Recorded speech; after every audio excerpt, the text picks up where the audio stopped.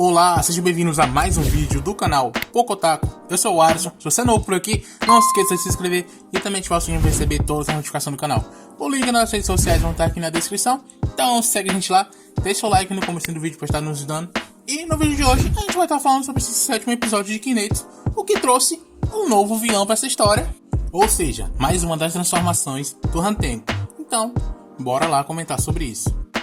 O episódio começa com o Tanjiro perseguindo o verdadeiro corpo do Hantengo e ele consegue acertar um golpe nele bem no seu pescoço. Até que nessa hora, ali atrás dele, o Tanjiro lhe sente algo diferente, como se alguém, um mal muito maior do que os outros, tivesse lá. E ele percebe que é alguém diferente. Não é as quatro emoções de antes, é algo novo, muito mais assustador.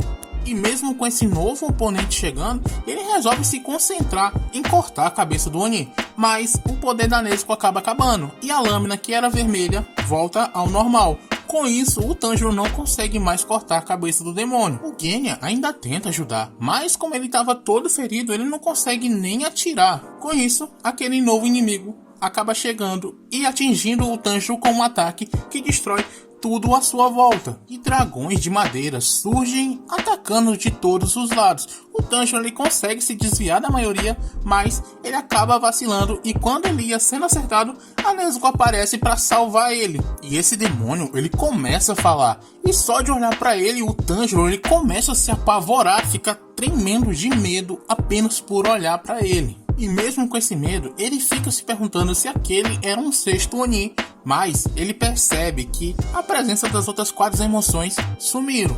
Mas o Genya, ali de longe, que já tinha se recuperado, ele conseguiu ver tudo. E ele sabe que, quando o Tanjiro ia cortar a cabeça do verdadeiro corpo, o Oni da raiva acabou levantando as suas duas mãos e atraindo os outros demônios para ela. Assim, ele absorveu o corpo dos dois. Logo em seguida, ele veio até aquele Oni que estava atacando o Genya e também absorveu o corpo dele. Assim, o corpo do demônio da raiva ele se transformou, mudando para aquela nova forma. Uma forma que mistura o poder dos quatro Onis em um único corpo.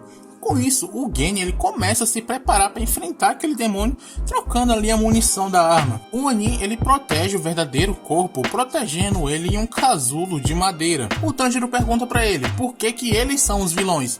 E o Oni responde para ele que diz que é porque eles tentaram matar um ser pequeno e indefeso que cabe até na palma da sua mão. O Tanjiro ele fica irritado com aquela resposta e diz para ele parar de bobagem, porque o cheiro que ele está exalando é de sangue e de morte, e não foram só 100 ou 200 pessoas que ele devorou, foram muito mais do que isso.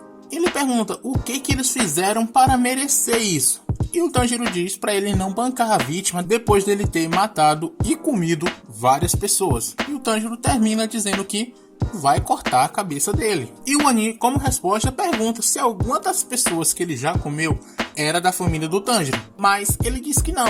Então o Oni diz que ele não tem nada a ver com aquilo dali, mas o Tanjiro ele responde. Ele diz que ele luta para salvar as pessoas e que não importa se ele tem ligação ou não com essas pessoas, ele não pode deixar com que elas sofram. E o Oni acaba ficando irritado com isso e começa a atacar o Tanjiro. Depois disso, é mostrado o Tokito ainda preso naquele jarro d'água e o Gyoko se vangloriando dele estar ali morrendo aos poucos. E mesmo querendo ver a cara de sofrimento do Tokito, que ele não tem rosto nenhum, emoção nenhuma, o Gyoko ele decide ir ver o que tinha dentro daquela cabana, porque ele estava muito interessado nas coisas de lá. Então ele parte para ir ver. Com a saída dele, o Tokito ele ainda tenta resistir, e com o último ar que tinha dentro dos seus pulmões, ele realiza o seu último ataque, mas ele não consegue perfurar a prisão de água. Mas ele mesmo fala que grande parte da culpa dele não conseguir perfurar aquela prisão é por causa da sua espada, que já está bastante acabada. Então, depois dessa última tentativa, ele começa a achar que realmente vai morrer e pensa no Ubuyashiki e pede para ele mandar pelo menos 2 Hashira para ali para tentar resolver essa bagunça. Perto de perder a consciência, ele acaba escutando uma voz e quando ele abre os olhos para ver quem é, o Tanjiro está na sua frente perguntando por que ele acha que esse é o fim dele, porque ninguém sabe o que acontece no futuro. Mas ele percebe que o Tanjiro nunca falaria uma coisa dessas para ele. Então ele se pergunta quem que disse isso para ele no passado. Já na cabana, o Gyoko ele tá tentando entrar, mas o ferreiro do Tokito ele acaba tentando impedir ele. Mas o Gyoko sabe que ele não é capaz de fazer nada. Com isso, o próprio ferreiro ele tenta atacar, mas o Gyoko ele utiliza um dos seus vasos para criar uma corrente de água que ataca ele e corta vários cortes mesmo com a água. O Gyoko ele observa aquele local e percebe que logo atrás deles tinha uma outra pessoa, e aquela pessoa era o Haganezuka, que estava polindo a espada para o Tanjiro.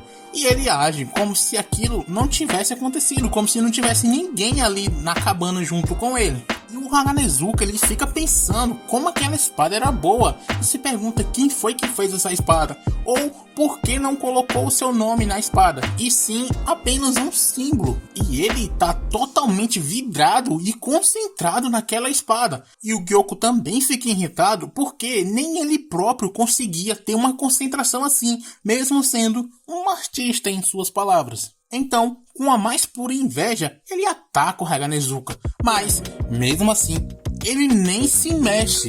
Com isso, ele vai e ataca novamente.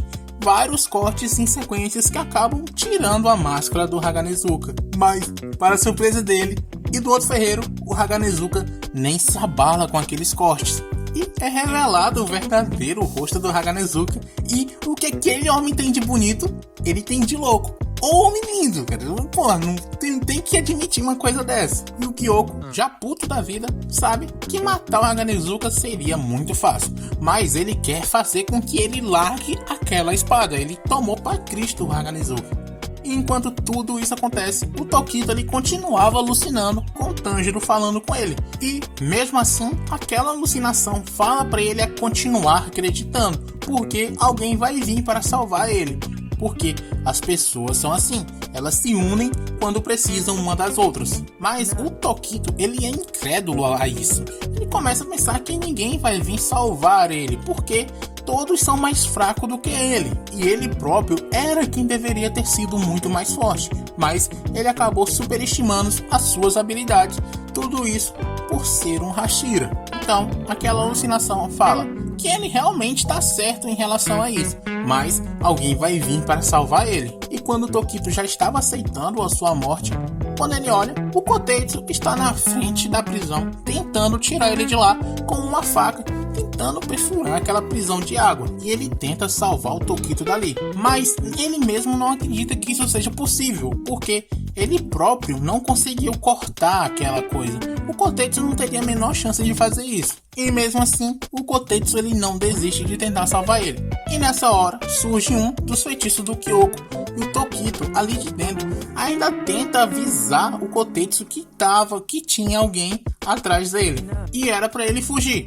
Mas agora já era tarde demais. E o Kotetsu acaba sendo acertado no estômago, tendo um ferimento fatal. E mesmo fatalmente ferido, o Kotetsu não desiste de salvar o Tokito. Então ele pega e se aproxima daquela bolha de água.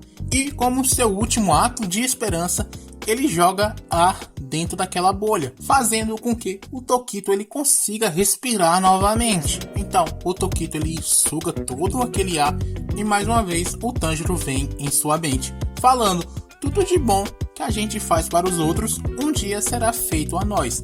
E também outra pessoa vem à mente dele. E agora, podendo respirar com ar nos seus pulmões, o Tokito ele usa sua respiração da névoa, segundo a forma névoa de 8 camadas.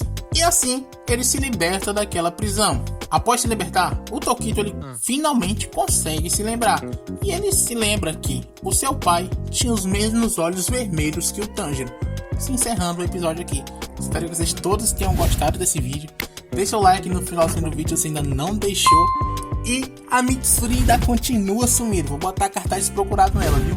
Comentem o que vocês achou. E no mais, era só isso. Valeu, falou!